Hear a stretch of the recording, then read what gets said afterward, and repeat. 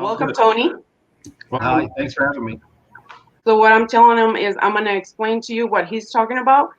He said that he's been wanting to give you an interview for the longest time because he saw your interview with Michael Salas a while ago. When did you do that one? Was it 2015?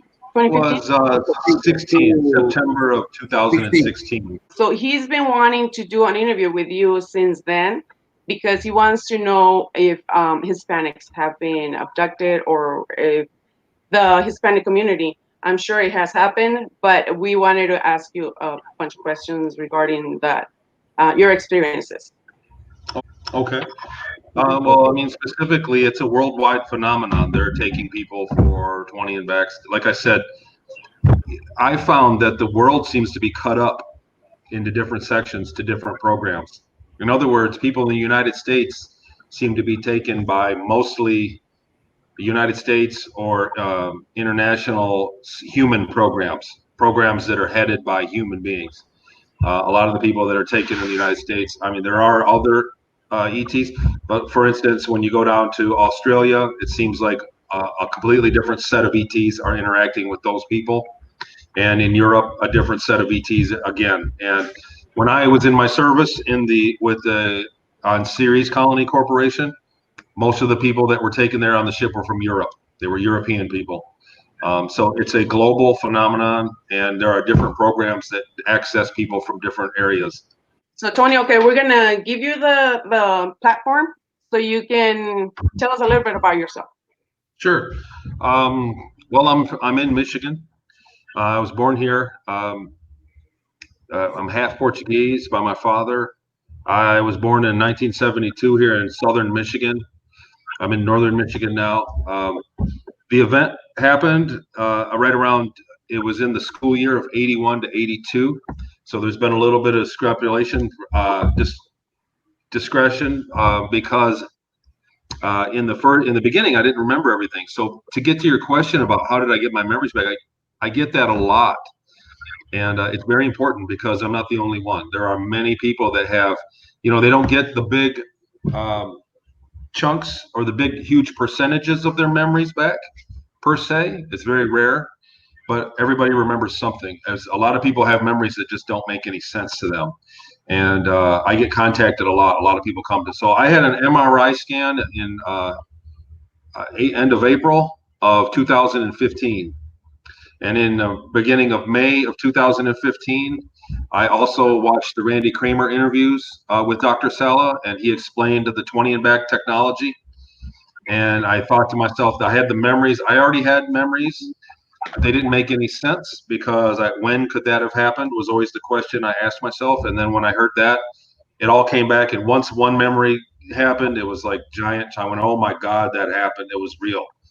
And I went for the next 3 to 6 months of remembering huge chunks of memories, getting back years of memories from that time. And I'm still remembering. Frankly, I still remember details. Tony, they found something in your head, and when they on the MRI, they found something in your head. Nothing. No, I went to the doctor. So for that time, I had started working at home on computers, and I really turned out I needed glasses, but I started getting headaches. Oh. And I went to my doctor about I was getting a constant headaches, and she prescribed an MRI scan of just my head. And I went in there and got the scan. So I didn't think anything of it. And later on the next month of May of 15, when all the memories came back, it was kind of a terrifying thing. And it was a few months later, I got a hold of some other researchers and other people because I wanted some counseling. I knew I couldn't go to a counselor. And it wasn't until later that year that I had read the Mars records, the Michael Ralph account, and I saw that he had an MRI scan as well. And I went, wait a minute, I did too. And I looked up, and it just so happened that it was about 2 weeks before my memory recall that I had an MRI scan as well. So it's a coincidence. Maybe that's the reason, I don't know, but I always had the memories, and they seem to happen. They seem to come out and be a lot more clear after the MRI scan. Since a child, you had the memories since you were a child? Oh yeah. Well, Okay, so I always had fragmented memories of situations, things, but again, they didn't make any sense. It made no sense because I also have memories of my life. I grew up a normal guy, you know, and I had memories of my entire life. I never, when could I when did I have a career on a spaceship? I would always tell myself, when did that happen? You know, I had memories of the abduction. I never forgot that. The very first 10 minutes of having a gray come into my bedroom and take me. I always had those memories, but the rest of them didn't make any sense because but then when Randy Kramer explained that they take people and they live 20 years and then they send them back and age regress their body, whatever technique they use. And so you're only gone for 30 minutes and they take you for 20 years to be in their personnel. I went, oh, wow, It oh, makes that happened. sense. Yeah, Oh, it it makes happened. sense. And then it's kind of like once you accept a memory that's hazy, it leads to other memories. The other memories came once And I got there, more memories came, more, and I went, oh my Lord. And then I began to research the time on Earth. I had remembered the service I did on Earth in Seattle, and then I went to Peru, to Huantansuyo, Peru, and I started to research those memories, and I remembered those places without knowing about them. And it turned out I could find them on the map, and it was exactly how I remembered it. Can you tell us a little bit of when the abduction happened? How did it happen? Who came and got you? How did you know that you were abducted? In the beginning, to answer your question, in the beginning, I was going to school and I was in a program called Talented and Gifted, which was the top 5% of the school. It was like an advanced learning program. And there was a boy in there that was only went to our school for a couple of years, and he was very smart. And he said his dad was an Illuminati. He said, my dad's an Illuminati. What's your dad do? And we did not get along, him and I. I was trying to be competitive. I guess I was intimidated by him. So we didn't get along. I wasn't nice to him. And this was in Michigan? Yeah, in my school in Michigan. And Oh. I think it was April. I mean, that's my best guess. It was in April of '82. That was the science fair, and his dad became a judge for the science fair. And I was setting up my exhibit one day, and I'm walking through the cafeteria where we set up our science fair things. And I walked by him, and he said, Dad, that's that boy I told you about that ruined my confidence. And they talked about me for a minute, and then it was later that night. It was very soon. It was that night or the next night that it happened. Like in the middle of the night, the house, there were bright lights outside. The phone was ringing in the house. There was a lot of weird things going on, and then I fell asleep, and I woke up, and there was a gray standing over me in my face. And shorter beings, little reptilians, came around the edge of my bed and grabbed me, and they carried me to the edge of my bed. There was a flash of light, and I was in a laboratory somewhere. I remembered that. There was discussion. I was taken, and then I remember whatever happened, and I was taken and put back. And the next morning, I felt like I hadn't been home in 20 years. I felt very peculiar in my house, but I didn't know why. I didn't remember. And I even told my parents, I said, Man, I feel like I haven't seen you in a long time. So there was just like a light, and then you saw the beam. It was like a gray. Was it a gray? You said There was a gray standing in front of me, and when I moved, a tall one. I wasn't very tall, no, 4 feet, maybe 4.5, Oh, 5 feet, a not little very one. tall. And there were short reptilians that came around, and they carried me. They grabbed me out of bed and carried me, and I was paralyzed. How did the reptilians look? I have some drawings I can send you if you can edit those in later. Yes. Send them to me.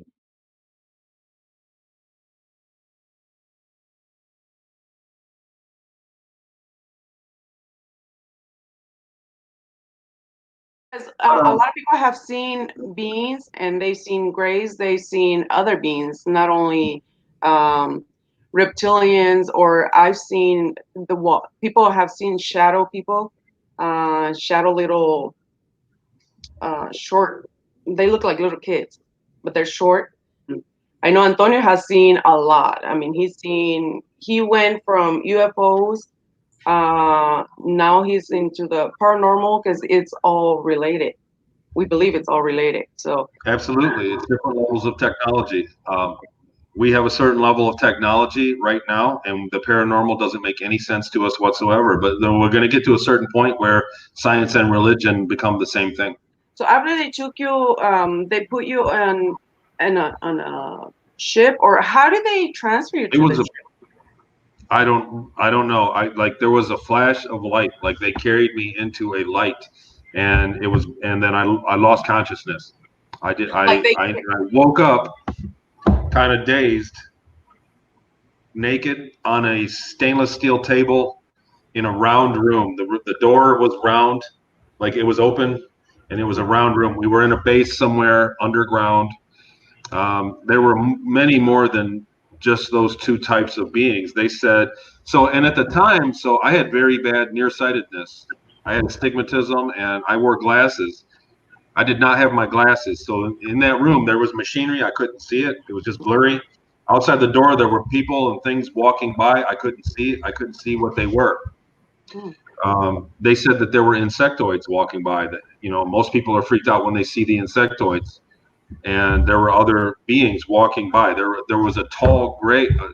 He was white. He was white, but it was like a gray. But he was tall. He was 6 foot, 7 feet tall, and walked in for a minute and checked up to see what they were doing and what was going on, and then left. And they were doing tests on me. They drew blood. They did a biopsy. I think it was back here.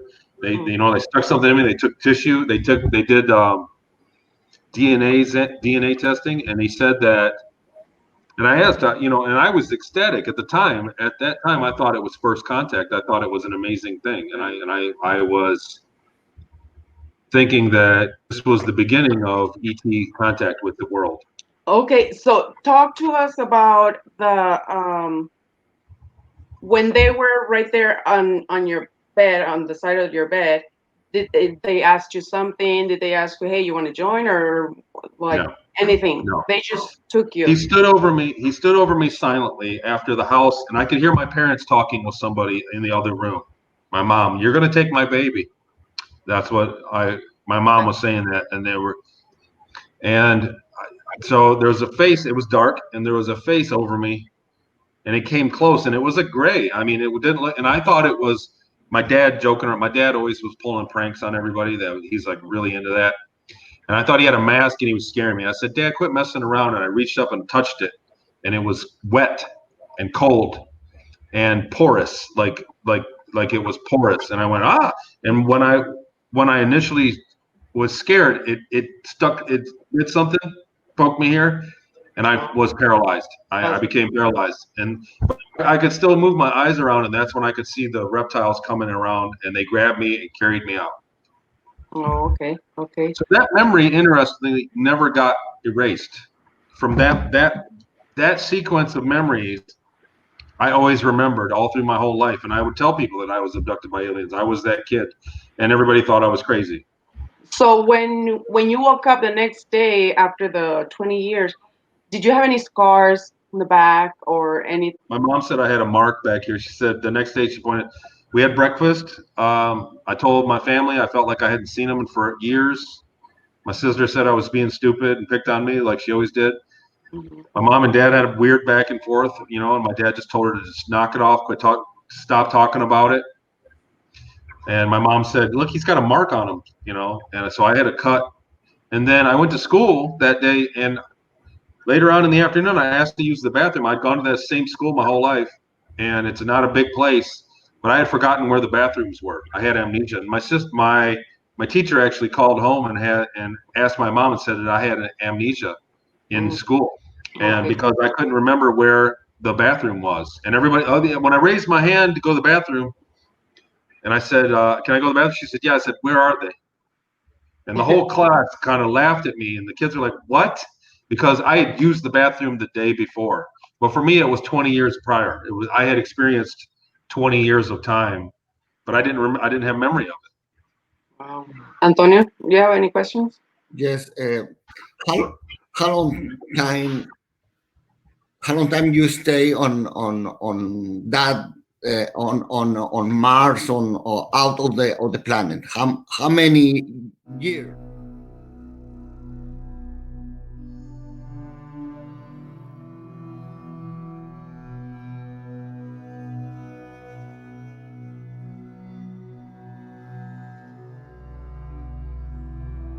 Antonio, you're frozen. Uh-oh. Sorry, something happened. I don't know. Everything It's went your out. internet. Everything went out. It happens to me a lot. Tony, I asked you that about your head and the MRI because I went to see a doctor and they found something in my head, like a black point into the head, and nobody gave me a explain. But it's okay. This is a question. We can continue with the question, please, Laura. With the Please. questions, okay.